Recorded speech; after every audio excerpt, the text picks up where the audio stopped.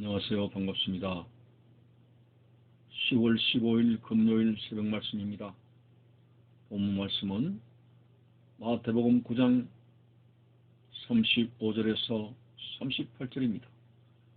예수께서 모든 도시와 마을에 두루다니사 그들의 회당에서 가르치시며 천국 복음을 전파하시며 모든 병과 약한 것들을 고치시니라. 무리를 보시고 불쌍히 여기시니 이는 그들이 목자 없는 양과 같이 고생하며 기진함이라. 이에 제자들에게 이르시되 추수할 것은 많되 일꾼이 적으니 그러므로 추수하는 주인에게 청하여 추수할 일꾼들을 보내주소서 하라 하시니라. 아멘. 자, 예수님은 수많은 병자를 고치시고 예수님께서 이 땅에 오신 목적대로 죄인들을 회개시켜서 죄를 사하시고 천국으로 인도하시는 그런 다른 목적 사역 가운데서 생명을 살리는 그런 살아있는 말씀을 두루 전파하셨습니다. 35절에 보니까 예수께서 모든 도시와 마을에 두루 다니사 그들의 회당에서 가르치시며 천국 복음을 전파하시며 모든 병과 모든 약한 것을 고치시니라. 만일 예수님께서 병만 고쳐 주셨더라면 그들은 늙어 병들어 죽게 되었을 때 결코 구원을 받을 수 없는 사람들이 되는 것입니다. 육신의 관점에서 오늘 유대인들이 바로 그렇지 않습니까? 우리의 메시아는 우리가 지금 당한 로마 제국의 속국이라고 하는 이 고통스러움에서 해방시켜 주시는 분이다. 육신적인 관점에서 기다렸고 메시아 되신 예수 그리스도가 바로 그들의 눈앞에 와 계셔서 사역을 하심에도 계속해서 그들은 호산나 다윗의 자손이여 참으로 나귀를 타고 입성하신 예수님을 자기들이 왕으로 삼으려고 한 그 목적은 여러가지 병들고 경제적이고 정치적이고 이런 눈에 보이는 육신적인 일들만을 해결하실 주님으로만 바라봤습니다. 그러나 주님은 병을 고치시는 것이 주목적이 아닙니다. 병은 부수적입니다. 인생의 문제를 해결해 주시는 것은 부수적입니다. 바로 천국 말씀을 증거하셔서 그들이 회개에 이르고 그리스도를 통해서 죄사함을 받고 구원에 이르게 되는 이것이 예수님께서 이 땅에 오신 목적이 되는 것입니다. 예수님께서 병자를 고쳤을 때 영적인 말씀을 하지 않았습니까?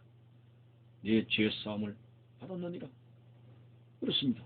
중풍병에서 고침을 받더라도 죄사함을 받지 못하면 결코 구원을 받을 수 없지 않습니까? 오늘 예수님께서는 이런 천국에 관한 말씀을 예수님께서 오신 목적대로 그렇게 힘써 전파하셨는데 한 분은 예수님께서 말씀을 전하시는데 이 말씀이 어렵다. 한마디로 재미없다. 아마 병자나 고치지 말이야. 속에 눈을 뜨기는 하지. 뭐 이렇게 어려운 말씀을 전하느냐 하면서 예수님 주위로 수많은 사람들이 떠나버리고 말았습니다. 여러분, 제 입장에서 이해하게 되는 것은 만일 제가 주일날의 말씀을 전가하고 있을 때 이 말씀이 어렵다, 재미없다 하시면서 교회당에 앉은 교인들이 태반이나 일어서서 떠나간다면 얼마나 낙심이 되겠습니까? 예수님께서 피같은 설교를 하시는데 재미가 없다, 어렵다 하시면서 떠나는 무리들, 주님께서 매우 슬퍼하시는 일이 아닐 수 없습니다.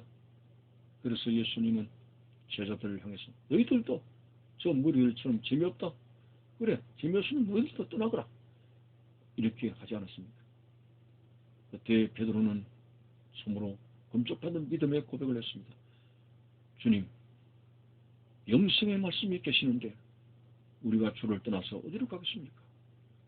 자, 오늘 바른 신앙을 가진 베드로의 모습을 보면서 오늘 우리가 예수님을 믿는 그러한 목적이라 할까요? 병 고침받기 위해서, 그리고 육신적인 사업이나 가정이 평안하기 위해서 계속적으로 육신적인 관점에서 그렇게 나아가다가는 결국은 우리의 신앙은 천국에 들어갈 수 없는 가룟 유다와 같은 그런 외적인 모습이 되지 않을 수가 없습니다. 여러분이요, 예수님께서 오늘 본문에서 무리들을 향해서 목자 없는 양이라고 슬퍼하셨습니다. 다시 말해서 참으로 방황하는 그 시대의 사람들, 목자 없는 양처럼 방황하며 정말 천국의 바른 말씀을 증거해 주는 사람이 없다는 거죠. 당시의 종교 지도자들은 있습니다. 많습니다. 말씀을 전하는 사람도 있습니다. 그런데 영생으로 가게 되는 진실한 말씀을 증거하는 그런 사람이 없다는 것이죠. 목자 없는 양들. 그래서 목자로서 예수님께서 그들을 천국의 길로 인도하시는데 이 말씀을 받지 않는다는 사실이 얼마나 안타깝습니까? 예수님께서 오신 그때부터 세상은 말세라고 말을 합니다. 회개하라, 천국이 가까이 왔느니라. 지금은 말세시 말이죠. 그래서 말세의 상황에 대해서 이렇게 말씀했습니다. 제자들에게 이르시되 추수할 것은 많되 일꾼이 적다. 그러므로 추수하는 주인에게 향하여 추수할 일꾼들을 보내달라고 하는 그런 말씀을 하셨습니다. 마지막 때는 추수할 때라고 하는 사실입니다.